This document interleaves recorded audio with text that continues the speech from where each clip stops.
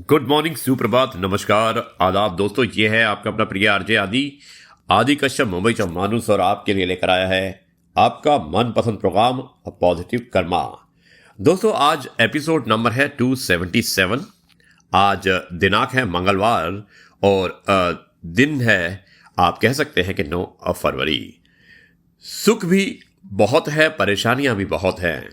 सुख भी बहुत है, परेशानियां भी बहुत हैं। जिंदगी में लाभ है तो हानियां भी बहुत हैं।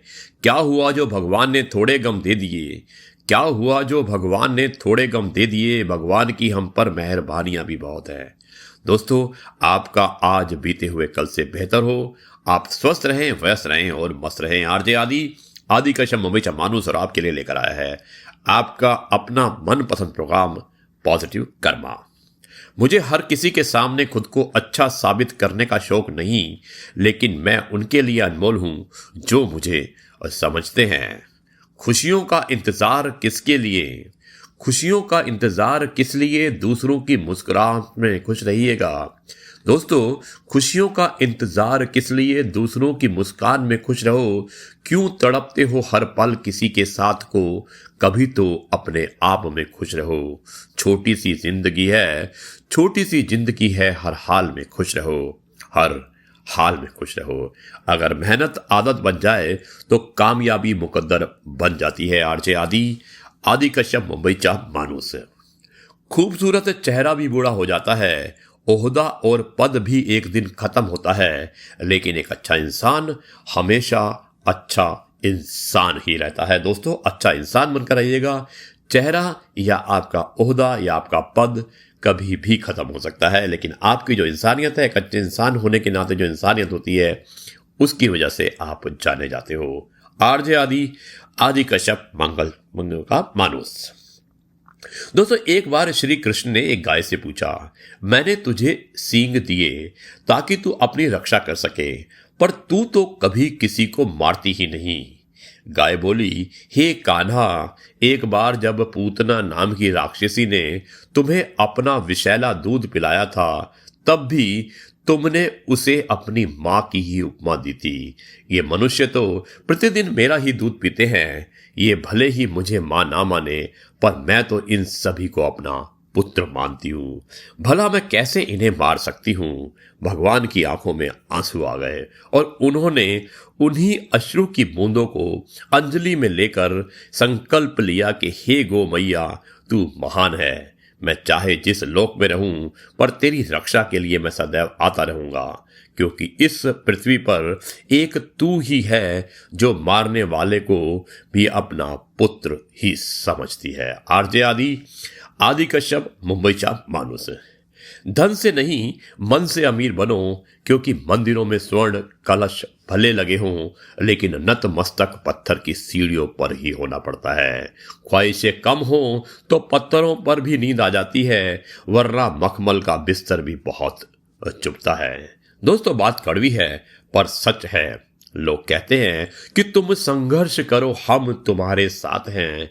यदि लोग सच में साथ होते तो संघर्ष की जरूरत ही नहीं पड़ती।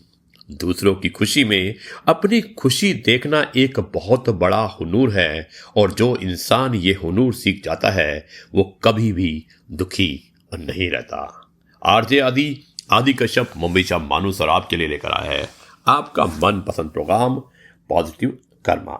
दोस्तों हमारे कार्यक्रम में हमेशा जो आखिरी चरण होता है वो कहानी के रूप में होता है, और एक हम आपको प्रेरणादायक कहानी सुनाते हैं, मोटिवेशनल स्टोरी सुनाते हैं। और मुझे उम्मीद है कि जो आज की हमारी कहानी है ये भी आपको पसंद आएगी। इसमें भी काफ़ी बातें सीखने के लिए आपको मिल सकती हैं। दोस्तों ये है कहानी, और कहानी का शीर्षक है कलयुग की 5 कड़वी सच्चाइयां। ये महाभारत की कहानी से प्रेरित है, और मैं शुरुआत करता हूं इस कहानी की।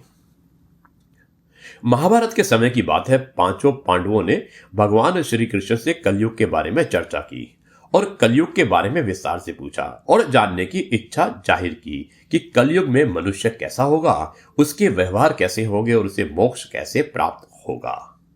इन्हीं प्रश्नों को उत्तर देने के लिए भगवान श्री कृष्ण कहते हैं कि तुम 5 भाई वन में जाओ और जो कुछ भी दिखे वो आकर मुझे बताओ। मैं तुम्हें उसका प्रभाव अब बताऊंगा। और ये सुनकर पांचों भाई वन में चले गए। युधिष्ठिर महाराज ने देखा कि किसी हाथी की दो सूंड है। ये देखकर आश्चर्य का पार ना रहा। अर्जुन दूसरी दिशा में गए। वहां उन्होंने देखा कि कोई पक्षी है, उसके पंखों पर वेद की ऋचाएं लिखी हुई हैं, पर वह पक्षी मुर्दे का मांस खा रहा है। यह भी आश्चर्य की बात लगी। भीम ने तीसरा आश्चर्य देखा कि गाय ने बछड़े को जन्म दिया और बछड़े को इतना चाट रही है कि बछड़ा लहू लुहान हो जाता है। सहदेव ने चौथा आश्चर्य देखा कि 6-7 कुएं हैं और आसपास के कुओं में पानी है, किंतु बीच का कुआं खाली है। बीच का कुआं गहरा है, फिर भी पानी नहीं है। और पांचवें भाई नकुल ने भी एक अद्भुत आश्चर्य देखा कि एक पहाड़ के ऊपर से एक बड़ी शिला लुढ़कती लुढ़कती आती और कितने ही वृक्षों से टकराई, पर उन वृक्षों के तने उसे रोक नहीं सके। कितनी ही अन्य शिलाओं के साथ टकराई, पर वह रुक नहीं सकी। अंत में एक अत्यंत छोटे पौधे को स्पर्श होते ही वह स्थिर हो गई। पांचों भाइयों के आश्चर्य का ठिकाना नहीं रहा। शाम को वो कृष्ण भगवान के पास गए और अपने अपने द्वारा देखे गए अलग अलग दृश्यों का अवर्णन किया। युधिष्ठिर कहते हैं, मैंने 2 सूंड वाले हाथी को देखा तो मेरे आश्चर्य का कोई ठिकाना नहीं रहा। तब श्री कृष्ण कहते हैं, कलयुग में ऐसे लोगों का राज्य होगा जो दोनों ओर से शोषण करेंगे, बोलेंगे कुछ और करेंगे कुछ और। ऐसे लोगों का राज्य होगा, इससे तुम पहले राज्य कर लो। अर्जुन ने आश्चर्य देखा कि पक्षी के पंखों पर वेद की ऋचाएं लिखी हुई हैं और पक्षी मुर्दे का मांस खा रहा है। इस प्रकार कलयुग में ऐसे लोग रहेंगे जो बड़े बड़े पंडित और विद्वान कहलाएंगे, किंतु ये वही देखते हैं और देखते रहेंगे कि कौन कौन सा मनुष्य मरे और हमारे नाम से संपत्ति कर जाए। संस्था के व्यक्ति विचारेंगे कि कौन सा मनुष्य मरे और संस्था हमारे नाम से हो जाए। हर जाति धर्म के प्रमुख पद पर बैठे विचार करेंगे कि कब किसका श्राद्ध हो। चाहे कितने भी बड़े लोग होंगे, किंतु उनकी दृष्टि तो धन के ऊपर यानी कि मांस के ऊपर ही रहेगी।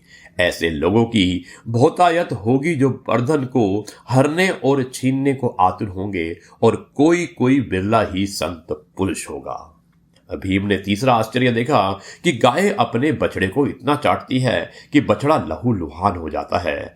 कलयुग का आदमी शिशुपाल हो जाएगा, बालकों के लिए इतनी ममता करेगा कि उन्हें अपने विकास का अवसर ही नहीं मिलेगा।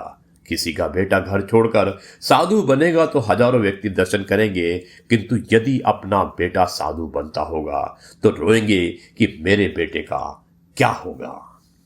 इतनी सारी ममता होगी कि उसे मोह माया और परिवार में ही बांध कर रखेंगे और उसका जीवन वहीं खत्म हो जाएगा। अंत में बेचारा अनाथ होकर मरेगा। वास्तव में लड़के तुम्हारे नहीं हैं, ये तो बहुओं की अमानत है। लड़कियां जमाइयों की अमानत है और तुम्हारा यह शरीर मृत्यु की अमानत है। तुम्हारी आत्मा परमात्मा की अमानत है। तुम अपने शाश्वत संबंध को जान लो बस। सहदेव ने चौथा आश्चर्य देखा कि 5-7 भरे कुएं, उनके बीच का कुआं एकदम खाली।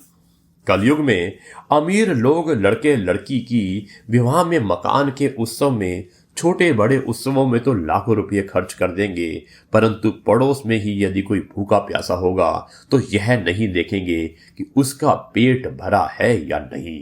दूसरी ओर मौज में शराब, कबाब, फैशन और वैसन में पैसे उड़ा देंगे, किंतु किसी के 2 आंसू पोंछने में उनकी रुचि नहीं होगी, और जिनकी रुचि होगी उन पर कलयुग का प्रभाव नहीं होगा, उन पर भगवान का प्रभाव होगा। 5वां आश्चर्य यह था कि एक बड़ी चट्टान पहाड़ पर से लुढ़की। वृक्षों के तने और चट्टाने उसे रोक ना पाए, किंतु एक छोटे से पौधे से टकराते ही वह चट्टान रुक गई। कलयुग में मानव का मन नीचे गिरेगा, उसका जीवन पतित होगा। यह पतित जीवन धन की शिलाओं से नहीं रुकेगा, ना ही सत्ता के वृक्षों से रुकेगा, किंतु हरि नाम के एक छोटे से पौधे से, हरि कीर्तन के एक छोटे से पौधे से मनुष्य जीवन का पतन होना रुकेगा। दोस्तों, ये थे 5 सत्य इस कहानी के माध्यम से, और मुझे उम्मीद है कि ये कलयुग की 5 जो कड़वी सच्चाइयां हैं ये आपको पसंद आई होंगी, जो हमने महाभारत की कथाओं के माध्यम से आपको सुनाई थी। और अब मैं इस कार्यक्रम को यहीं पर समाप्त करता हूं और कल आपसे एक बार फिर मुलाकात करूंगा एक नई कहानी, नए किस्से और नई बातों के साथ। तब तक आपका अपना प्रिय आरजे आदि कश्यप मुंबईचा माणूस आपके लिए लेकर आया था आपका मनपसंद प्रोग्राम पॉजिटिव कर्मा। अब इस सभा को यहीं पर समाप्त करता है और कल आपसे फिर मुलाकात होगी एक नई कहानी, नई बातों के साथ। तब तक के लिए मैं आपसे कहता हूं नमस्कार, जय हिंद, वंदे मातरम, भारत माता की जय और जय जवान जय किसान।